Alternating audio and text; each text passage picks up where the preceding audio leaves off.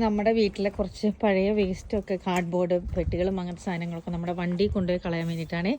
നമ്മുടെ ഇവിടെ ലോക്കൽ ഏരിയാസിൽ ഇതുപോലെ നമുക്ക് റീസൈക്ലിംഗ് സെൻറ്റർ ഉണ്ടാവും കേട്ടോ. അപ്പോൾ അവിടെ വെള്ളമായ മഴയാണ് നന്നായിട്ട് കണ്ടോ.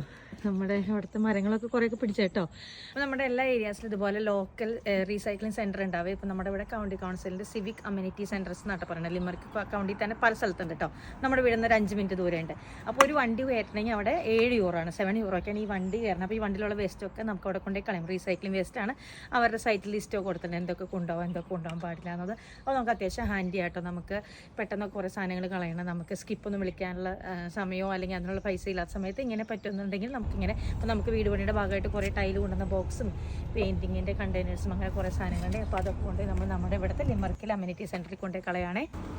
രണ്ടേതായിട്ടോ നമ്മുടെ ഇവിടുത്തെ ഈ പറഞ്ഞ റീസൈക്ലിംഗ് സെൻറ്റർ. അപ്പോൾ ഇവിടെ എന്തൊക്കെയാണ് ഏതൊക്കെ സ്ഥലത്തൊക്കെ കൊണ്ടുപോയിടേണ്ടതെന്ന് ഇങ്ങനെ എഴുതി വെച്ചിട്ടുണ്ട്. പ്ലാസ്റ്റിക്സ്, കാർഡ്ബോർഡ്സ്, അതുപോലെ തുണികൾ അങ്ങനെയുള്ളതൊക്കെ എഴുതി വെച്ചിട്ടുണ്ട്. പറഞ്ഞ സ്ഥലത്ത് തന്നെ കൃത്യമായിട്ട് കൊണ്ടുപോയിടണം. നമുക്ക് 7 യൂറോയ്ക്ക് നമ്മുടെ വണ്ടിയിൽ നിറയെ വേസ്റ്റുകൾ കൊണ്ടുവന്നിട്ട് അതേ നമ്മുടെ മാട്രസിൻ്റെ ബോക്സും ഒക്കെ ഉണ്ട് കേട്ടോ. നമുക്ക് നമ്മുടെ എല്ലാ വേസ്റ്റും കൊണ്ടുവന്ന് ഇടാൻ കേട്ടോ. ബാറ്ററീസും അതുപോലെ ഗ്ലാസ് ബോട്ടിൽസും അങ്ങനെയുള്ളതൊക്കെ ഉണ്ടാകും. അപ്പോൾ നിങ്ങളുടെ അടുത്തുള്ള ഏരിയയിൽ എവിടെയാണ് ലോക്കൽ റീസൈക്ലിംഗ് സെൻറ്റർ, അല്ലെങ്കിൽ ഇത് സിവിക് കമ്മ്യൂണിറ്റി സെൻറ്റർ എന്നാട്ടോ പറയുന്നത്, അങ്ങനെ ഒന്ന് ഗൂഗിൾ ചെയ്ത് നോക്കി കഴിഞ്ഞാൽ നിങ്ങളുടെ അടുത്തുള്ള ലൊക്കേഷൻ കിട്ടുമേ. വലിയ വണ്ടിയൊക്കെ ആകുമ്പോൾ വാനും അല്ലെങ്കിൽ അതിൻ്റെ പിറകെ ട്രെയിലറൊക്കെ ഉണ്ടെങ്കിൽ പ്രൈസ് വ്യത്യാസമുണ്ട് കേട്ടോ.